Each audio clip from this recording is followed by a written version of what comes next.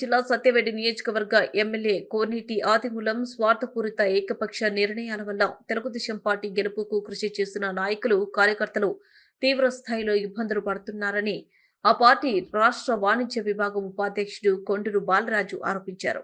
ఆయన మీడియా ముఖంగా మాట్లాడుతూ పేరు గంగ పాలవుతుందని ఆవేదన వ్యక్తం చేశారు. ఆదిమూలం వైసీపీకి వారికే అధిక ప్రాధాన్యత ఇస్తున్నారన్న ఆయన పార్టీ విజయానికి కష్టపడిన వారికి పక్కన పెట్టడం మంచి పద్ధతి కాదన్నారు.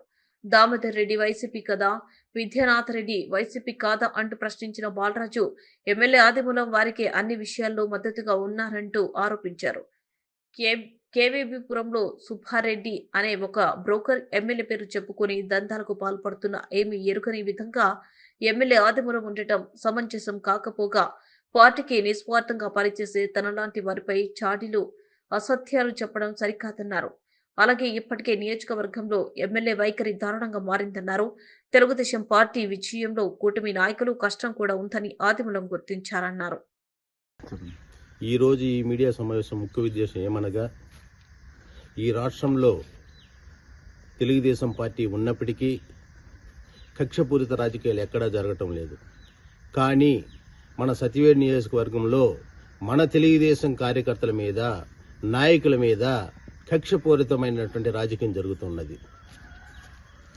మన ఎమ్మెల్యే గారు తీసుకునే కొన్ని ఏకపక్ష నిర్ణయాల వల్ల తెలుగు తమ్ముళ్ళు పడుతున్న ఇబ్బందులను అధిష్టానానికి తెలియజేయటమే దీని యొక్క ముఖ్య ఉద్దేశం. మరో ముఖ్య విషయం ఏమనగా, ఈరోజు నారాయణవనం పరిస్థితి ఏమైపోయింది. కంచుకోటలాగా ఉండేటువంటి నారాయణవనం తెలుగుదేశానికి ఈరోజు ఎమ్మెల్యే గారి వెనక ఒక్క కార్యకర్త రావటం లేదు. భయభ్రాంతులకు గురి అవుతున్నారు. ఎన్ని ఓట్లు వచ్చాయి అక్కడ? నాది నియోజకవర్గం అనుకున్న ఎమ్మెల్యే గారి వెనక ఎన్ని ఓట్లు వచ్చినాయి అక్కడ? ఈరోజు ఒక తెలుగుదేశం కార్యకర్త మీ వెనక రావటం లేదంటే ఏమనుకోవాలా? భయభ్రాంతులకు గురి చేస్తూ ఉన్నారు. వైసీపీ రాజ్యం నడవకు ఇంకేం జరుగుతున్నది. ఇదంతా కూడా జిల్లా నాయకులు అయితేనేమి, ముఖ్యమంత్రి వర్యులు చంద్రబాబు నాయుడు గారు అయితేనేమి, లోకేష్ గారు అయితేనేమి, అందరూ దీని మీద దృష్టి సారించి తెలుగుదేశానికి కంచుకోట అయినటువంటి టీడీపీని మళ్లీ విజయ దొందబ మోగించేలాగా అందరినీ ఒక్క తాటిపైకి తీసుకురావాల్సిన బాధ్యత పెద్దలది, అందరిది. అదేవిధంగా మన పెద్దలు గంగాప్రసాద్ గారిని ఒకటే విన్నపిస్తున్నాను. సార్, మేమంతా పార్టీకి వచ్చాము, తెలుసో తెలియకుండా పార్టీకి చాలా కష్టపడ్డాము. మీకు తెలుసు.